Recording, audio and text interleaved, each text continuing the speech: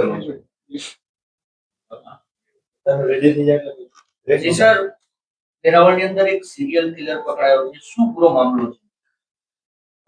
હું આપ સૌને એક વેરાવળ શહેરમાં બનેલા ખૂબ જ ચોંકાવનારા બનાવ વિશે માહિતી આપવા માંગુ છું.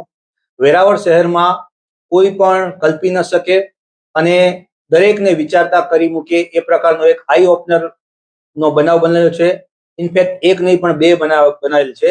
આ બનાવમાં સામાન્ય રીતે કહી શકાય કે ઘરે મેડિકલ સર્વિસ આપવા માટે આવતો એક મેડિકલનો યુવાન કે જે ઘરે આપણા દરેકના ઘરે લગભગ આવતો હોય છે, ક્યારેક બ્લડ લેવા માટે, ક્યારેક બ્લડ પ્રેશર માપવા માટે, બ્લડ સેમ્પલ તરીકે, કોઈ પણ જાતના થાઇરોઇડના કે ઘણા બધા મેડિકલના ટેસ્ટ માટે અને આ પ્રકારના અનેક ટેસ્ટ માટે આપણા ઘરે જે સામાન્ય રીતે મેડિકલ સર્વિસ આપવામાં આવે છે એ છોકરા દ્વારા વેરાવળમાં એક નહીં પરંતુ બે હત્યા કરવામાં આવી છે અને એના ઘરેથી લૂંટ કરવામાં આવી છે.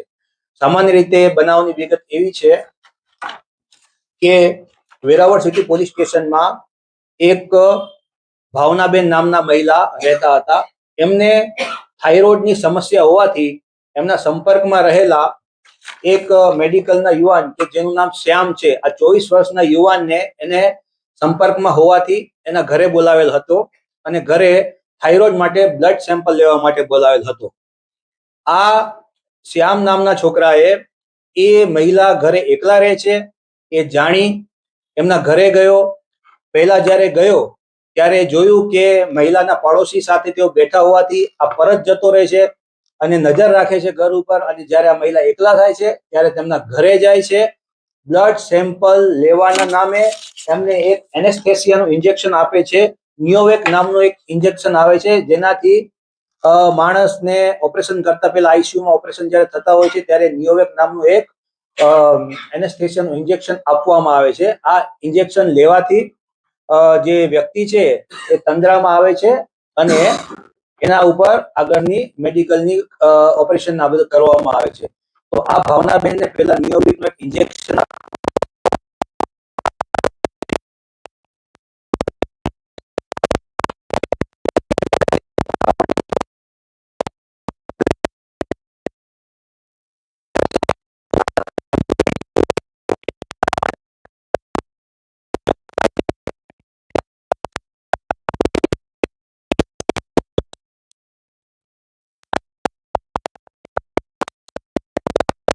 છે. એમને પૂરી રીતે ચક્કર આવતા એ બેભાન થઈ જાય છે.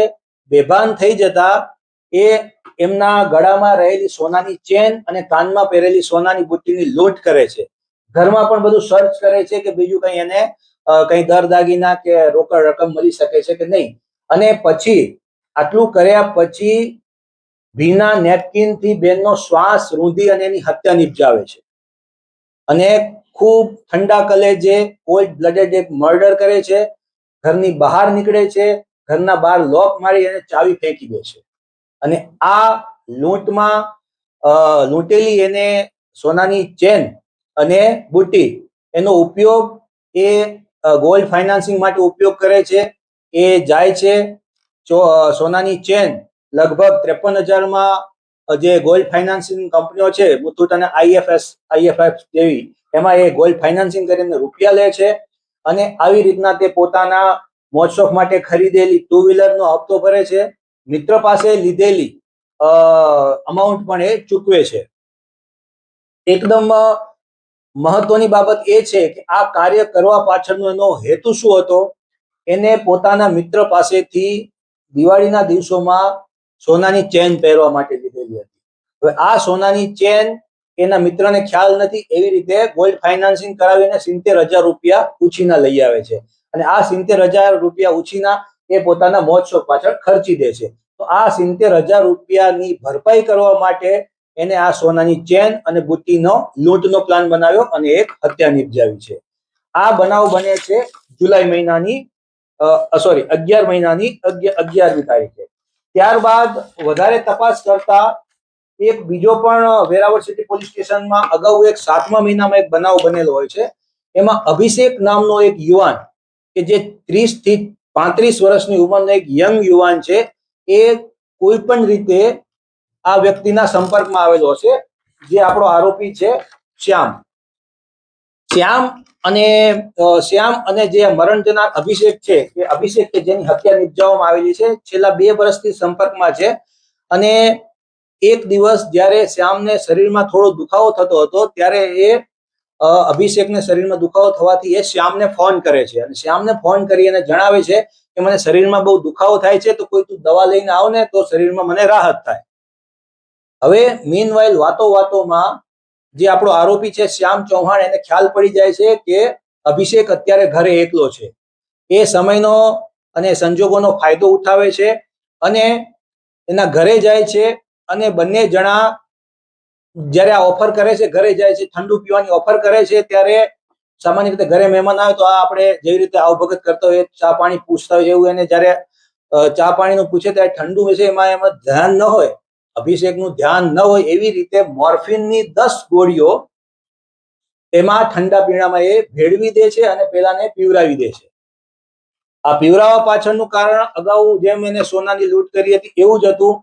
એની જે સોનાની વીંટી જે હાથમાં પહેરેલી હતી એ વીંટી લૂંટવાની દાનતે અને ઘેનયુક્ત ઠંડુ પીણું પીવરાવે છે.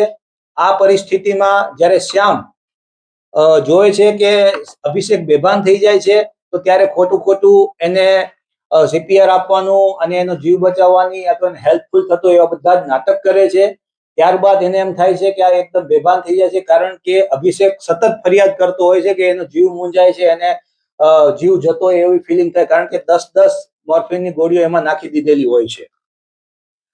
પછી એને એમ થાય છે કે બેભાન થઈ ગયો છે ત્યારે પાછો એને ફિનાઇલ પીવરાવવાની પણ કોશિશ કરે છે કે જેથી એ એવું દર્શાવી શકે કે આને ફિનાઇલ પીને સુસાઇડ કરેલો છે.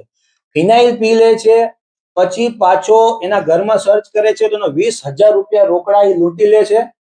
હાથમાં પહેરેલી સોનાની વીંટી પણ લૂંટી લે છે અને બાજુમાં પડેલું તકિયું એ મોઢા ઉપર એનો શ્વાસ રૂંધીને એની હત્યા નિપજાવે છે.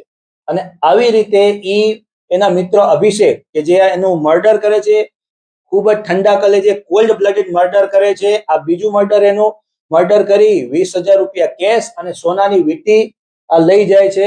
અને આ પૈસાનો ઉપયોગ અને સોનાની વીંટી જે પાછી ગોલ્ડ ફાઇનાન્સમાં મૂકે છે એનો ઉપયોગ થી જે 20,000 કે 23,000 રૂપિયા કેશ મળે છે એનું એના ગર્લફ્રેન્ડ માટે મંગલસૂત્ર ખરીદે છે. તો આમ એક 24 વર્ષનો શ્યામ ચૌહાણ નામનો યુવાન કે જે એક સાથે 2 મર્ડર નિપજાવે છે. આપણા ઘરે મેડિકલ સર્વિસ માટે આવતા યુવાનો કોણ હોય છે આપણે જાણતા નથી હોતા, કોઈ પૂછવાની પણ આપણે તસ્દી લેતા હોતા નથી. કે સેના ઇન્જેક્શન આપે છે, કેટલી માત્રામાં આપે છે એ પણ આપણે ક્યારે તસ્દી લેતા નથી. તો સમાજ માટે આ ખૂબ જ એક આંખ ઉઘાડનારો કિસ્સો છે. આ 2 મર્ડર થયા અને પકડાઈ ગયો છે. ખૂબ સારી મહેનત કરી છે અમારી સિટી પોલીસની ટીમે અને ભવિષ્યમાં બીજા પણ મર્ડર થતા અટકી ગયા છે. આ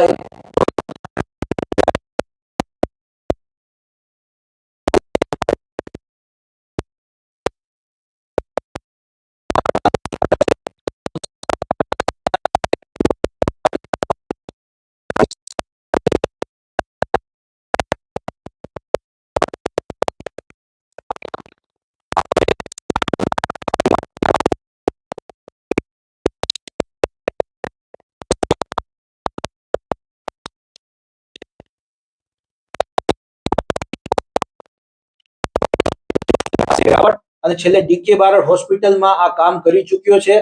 આઈસીયુ ના કમ્પાઉન્ડર તરીકે આ હોસ્પિટલમાં અગાઉ કામ કરતો હતો. એટલે એનેસ્થેસિયાની પ્રોસિજર, એના ઇન્જેક્શન બધા એના હાથ વગા હતા. અગાઉ એ હોસ્પિટલોમાંથી એને સુલભ હતા એટલે એને અમુક પોતાની પાસે લઈ લીધેલા છે. એટલે અમારી તમામ હોસ્પિટલોને પણ એક અપીલ છે કે તમારી પાસે કોણ તમે સ્ટાફમાં રાખો છો આઈસીયુમાં કે જેમાં એનેસ્થેસિયા જેવા ઇન્જેક્શનો હાથ વગા હોય છે કે જે પ્રિસ્ક્રિપ્શન વગર મળતા પણ નથી. એ બધી દવાઓ, ઇન્જેક્શનો તમે આવા લોકોને સુલભ કરાવી દો છો એ જાણ્યા વિના કે એનો ઉપયોગ થાય છે કે નહીં. આમાં અત્યંત એક આકર્ષક બાબત એવી છે કે આ જે નિયોવિકનું ઇન્જેક્શન છે એ પેશન્ટને આપવા માટે એને આપવામાં આવ્યું હતું, પરંતુ એ ઇન્જેક્શન જે તે પેશન્ટને એને આપ્યું નથી અને આ શખ્સે પોતાની પાસે લઈ લીધેલું છે. ડોક્ટર કે હોસ્પિટલ એ પણ તકેદારી કે ચિંતા કરી નથી કે આ ઇન્જેક્શન ક્યાં ગયું છે, એનો ઉપયોગ થયો છે કે નહીં. ઉપયોગ ના થયો હોય તો પરત પણ લીધેલું નથી. એટલે આમાં ક્યાંક ને ક્યાંક આ બેદરકારી અમને સ્પષ્ટપણે દેખાઈ રહી છે. એવો જ જે બીજા કેસમાં છે, તો જે અભિષેકનું મર્ડર નિપજાવ્યું છે, એમાં તું મોર્ફ કરીને જે 10 ટેબ્લેટ જે ઠંડા પીણામાં મિક્સ કરી દીધી હતી, તો એ 10 ટેબ્લેટની સ્ટ્રીપ એની પાસે ના હોવી જોઈએ ખરેખર. આ પણ એક વિધાઉટ પ્રિસ્ક્રિપ્શન મળી શકે એવી ટેબ્લેટ નથી. તો આ પણ હોસ્પિટલે ધ્યાન નથી રાખ્યું કે ભાઈ આ દવાનો ઉપયોગ જે તે પેશન્ટ માટે પર્ટિક્યુલર કરવાનો હતો, એના બદલે આને અંગત ઉપયોગ માટે કર્યો છે અને કોકની હત્યા નિપજાવી છે. સર, આરોપીએ જે હત્યાઓ કરી છે, છેલ્લા ઘણા મહિના પહેલા કરી, 7મા મહિનામાં 11મા હમણાં આ કરી છે, પોલીસને કઈ રીતે ખબર પડી? પોલીસે કેમ શોધખોળ કરી? પોલીસને જ્યારે સૌથી પહેલા આપણે ખ્યાલ છે, પોલીસની જે પ્રોસિજર હોય છે કે જ્યારે કોઈ પણ મૃતદેહ મળતો હોય છે એટલે પોલીસ શંકાની નજરથી જ જોતી હોય છે, બરોબર. ત્યારે એના જ્યારે શરીર સ્થિતિનું પંચનામું થતું હોય છે, એમાં અમને ઇન્જેક્શનના માર્ક મળેલા હતા કે આના શરીરમાં કંઈક ઇન્જેક્શન આપવામાં આવ્યું છે. અને જે તે નજીકથી અમને ઘરની બહાર સર્ચ કરતા પણ એક ઇન્જેક્શનનું નિયોવિકનું એક તૂટેલી બોટલ મળી આવી હતી, જેના આધારે થોડુંક અમને ડાઉટ થયો હતો. પછી એફએસએલના રિપોર્ટ અને એના આધારે થોડુંક શંકા અમને પુખ્ત થઈ હતી. સાહેબ, આ કેટલા સમયથી નર્સિંગ કરતો હતો અને હવે જે આ પ્રતિબંધિત વસ્તુ દવાઓ એની પાસે મળી છે, તો એની સામે પોલીસ હોસ્પિટલ કે મેડિકલ સ્ટોર સામે કાર્યવાહી થશે કે? આ 24 વર્ષનો યુવાન છે, શ્યામ ચૌહાણ, જે આપણો આરોપી છે. 24 વર્ષનો છે અને તે 10 ધોરણ પાસ છે. અને મેં તમને અગાઉ જે વેરાવળની 3 થી 4 હોસ્પિટલમાં કમ્પાઉન્ડર તરીકેની કામગીરી કરેલી છે. એની પાસે બીજું કોઈ મેડિકલ ખાસ કોઈ અભ્યાસ કરેલો એવું કોઈ એના પુરાવા પાસે કોઈ આધાર છે નહીં એની પાસે. તો મતલબ કામે એક હેલ્પર તરીકે રાખ્યો હોય અને પછી ઘણો સમય થાય એટલે ઇન્જેક્શન આપવામાં, બ્લડ શુગર બધું માપવામાં એને અથરોટી આવી ગઈ અને એવી રીતના પછી ઇન્જેક્શનને આઈસીયુમાં ઓપરેટ કરતો હતો. બિલકુલ વાત સાચી છે કે આ બધી પ્રતિબંધિત દવાઓ એની પાસે એની પહોંચમાં આવી ગઈ. હોસ્પિટલની ચોક્કસ બેદરકારી છે. આવનારા સમયમાં અમે હોસ્પિટલ અને એના સંચાલકો અને એના ડોક્ટરોને પણ નોટિસ આપી અને બોલાવવાના છીએ અને એમના વિરુદ્ધમાં રિપોર્ટ પણ કરવાના છીએ કે આ પ્રકારની ઘટનાઓ સમાજમાં બની રહી છે. તો જે પ્રતિબંધિત દવાઓ છે એ સામાન્ય દરેક પાસે ના પહોંચે અને જે એના ઓથોરાઇઝ ડોક્ટર કે જે હોય એના સુધી જ આની પહોંચ રહે. આ સાહેબ આરોપી છે એ પ્રેમિકા પાછળ કર્જામાં આવી ગયો અને એના હિસાબે લૂંટ. હા, એના ઇન્ટ્રોગેશનમાં એને જણાવ્યું છે કે જે જ્યારે એને અભિષેક પાસેથી જે વીંટી એને માર્યા પછી, એનો મર્ડર કર્યા પછી જે વીંટી લીધી અને 20,000 રૂપિયા એના ઘરેથી જે કેશ લૂંટ્યા છે, એનો ઉપયોગ એને એની ગર્લફ્રેન્ડના મંગલસૂત્ર બનાવવા પાછળ ખર્ચ્યા છે. સર, કઈ કાયદાની કલમો અટેક કરી છે? અત્યારે એને તો ડબલ મર્ડરનો આપણો આરોપી છે, બરોબર છે. એ હત્યાના ડબલ મર્ડરમાં આપણે એના ગુનાના આરોપસર અત્યારે અટક કરેલો છે. હાજી, ભાવનાબેનને થાઇરોઇડ ડિટેક્ટ થયેલો, એટલે જે તે સમયે એમને કીધેલું કે ભાઈ તમે થાઇરોઇડનો ટેસ્ટ કરાવી લેજો. એટલે ભાવનાબેન એને બોલાવેલો. ભાવનાબેન એને ઓળખતા હતા એટલે ભાવનાબેને કીધું હતું કે મારે થાઇરોઇડનો ટેસ્ટ કરાવવાનો છે, તો તમે બ્લડ માટે આવજો. એટલે આને એવું જણાવેલું કે ખાલી પેટે થશે. એ સવારે આવી વાત થયેલી, પણ અને 11 વાગે આનો વિચાર બદલ્યો. એને જોયેલું હતું કે ભાવનાબેન છે ગળામાં સોનાની ચેન ને બુટ્ટી પહેરે છે અને મારે આટલી બધી ઉધારી છે. તો એને ભાવનાબેનને એમ કીધું કે તમે જમતા પહેલા હું આવી જઈશ. જમતા પહેલા એ જાય છે, પણ ભાવનાબેનના પડોશી ત્યાં એમની સાથે બેઠા હોય છે. એટલે એમને યોગ્ય સમય લાગતો નથી કે અત્યારે મારું કામ થશે નહીં. એટલે એ બાર ઉભો એમ કે છે કે 5 મિનિટમાં આવું છું. એ દરમિયાન ભાવનાબેન એકલા પડે એ મોકાની રાહ જોઈ રહ્યો છે. જેવા ભાવનાબેન એકલા પડે છે, એમના પડોશી એમની બાજુમાંથી જાય છે એટલે સીધો ઘરે પહોંચી જાય છે કે ભાવનાબેન હું તમારું બ્લડ સેમ્પલ લઈ લઉં. શાંતિથી સેટીમાં બેસાડે છે. પહેલા એને નિયોવિકનું એનેસ્થેસિયાનું ઇન્જેક્શન આપી દે છે. ધીમે ધીમે બેભાન થાય છે એટલે નાટક કરે છે બ્લડ સેમ્પલ લેવાના. પછી જોવે છે કે હવે બેભાન થઈ ગયા છે એટલે ભીના નેપકિનથી એમને શ્વાસ રૂંધીને મારી નાખે છે. પછી ઘર સર્ચ કરે છે, ઘરમાંથી કઈ રોકડ કે બીજું મળતું નથી એટલે બુટ્ટી અને સોનાની ચેન એ લૂંટીને જતો રહે છે. સાહેબ, આને જે મર્ડર થયેલું કર્યું તો એના રિપોર્ટમાં કે પીએમ રિપોર્ટમાં કે શંકાસ્પદ આવ્યું હતું? નહીં, શંકા ત્યારથી નથી. પણ હવે શું હોય છે કે એક સમય હોય છે દરેક રિપોર્ટ આવતા હોય છે, શંકા હતી પહેલાથી. એના આધારે ચાલુ હતી. પણ અમુક વસ્તુ એ છે કે અમુક રિપોર્ટ આવે ત્યારબાદ તમે આગળ વધી શકતો હોય. ત્યાર બાકીના સર્કમસ્ટાન્શિયલ એવિડન્સ શંકાઓમાં આ હતો, પણ બધા પુરાવા ભેગા કરવા પડે ને. ધારો કે એને જે સોનાની ચેન